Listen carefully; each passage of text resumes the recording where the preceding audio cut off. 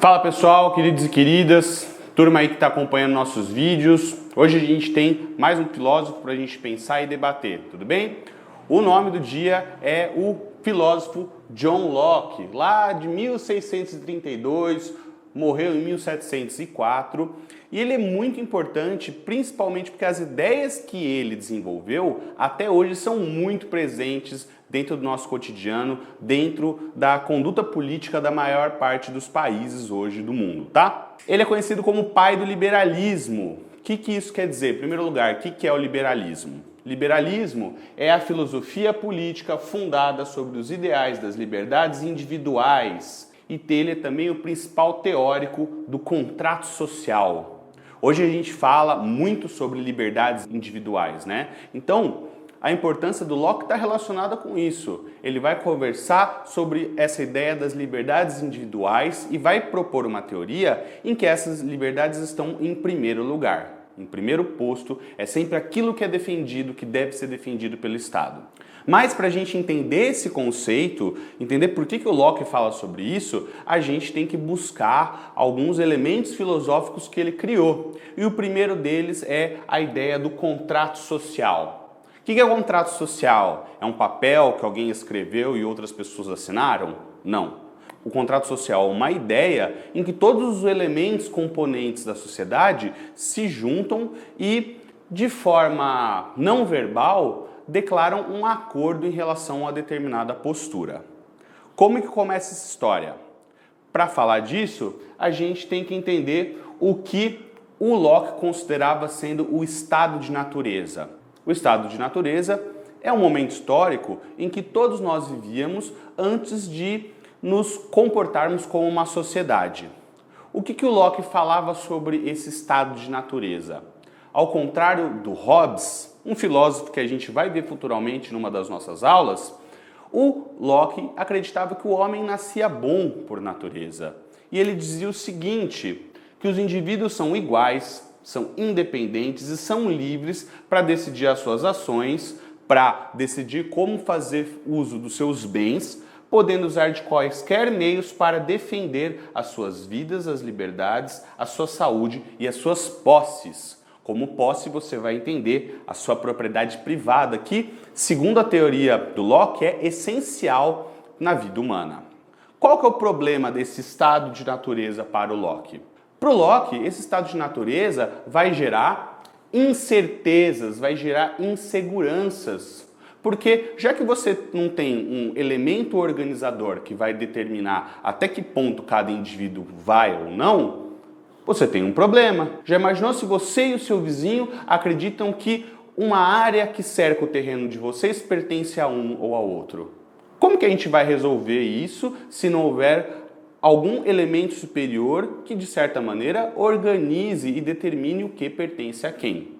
Então, esse estado de natureza trazia essas inseguranças para os indivíduos. E aí, segundo Locke, o que acontece? O homem renuncia a esta condição de liberdade plena em nome do Estado.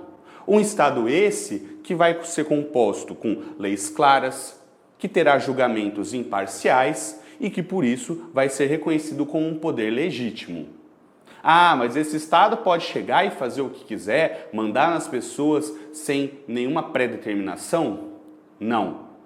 Locke, então, fala que há a existência desse contrato social, desse entendimento entre as partes, entre a sociedade e entre o governo. O contrato social, como dito anteriormente, não é, portanto, um documento que as pessoas foram lá e assinaram. Não, o contrato social é a referência dessa passagem de um estado de natureza para a sociedade política, essa na qual vivemos atualmente. As ideias do Locke são muito importantes e até hoje ressoam no nosso cotidiano.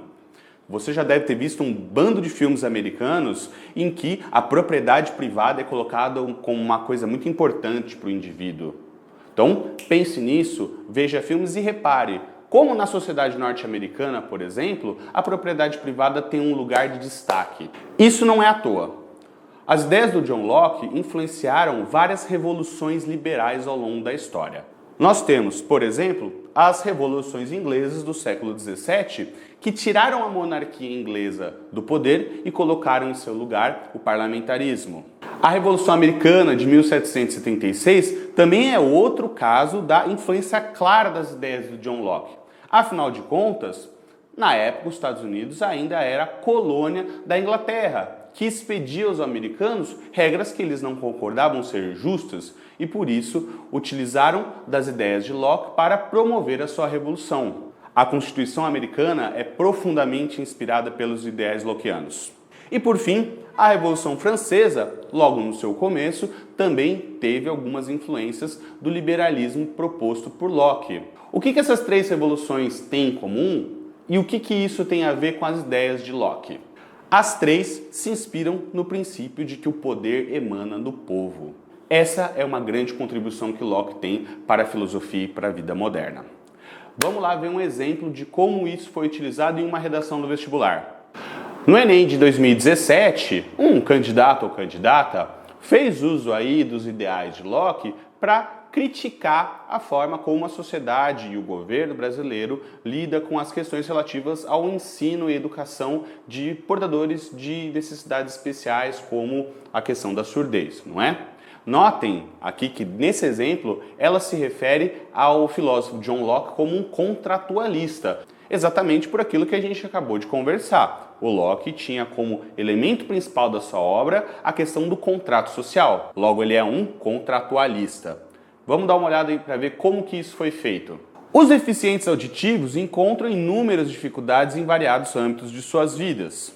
Um exemplo disso é a difícil inserção de surdos no mercado de trabalho devido à precária educação recebida por eles e ao preconceito intrínseco à sociedade brasileira.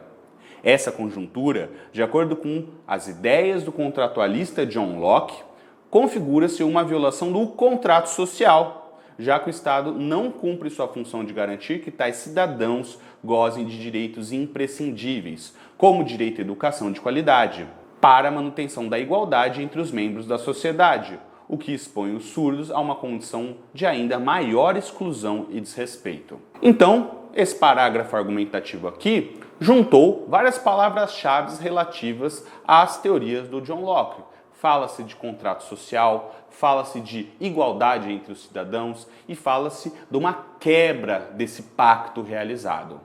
Um ótimo argumento, um ótimo texto.